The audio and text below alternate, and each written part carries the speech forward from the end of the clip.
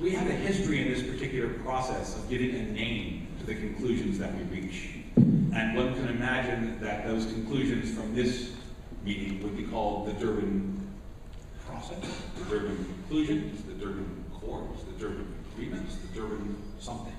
So in that sense, I think the articulation of exactly what it is has some different possibilities in terms of naming and alternatives.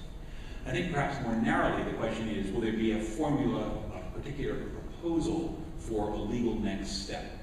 That's what's being debated.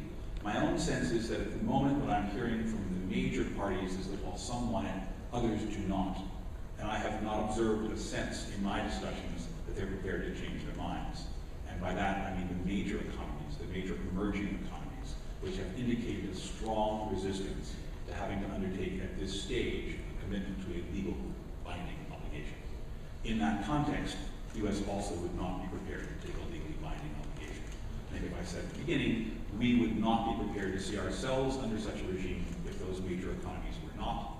That was one of the fundamental reasons we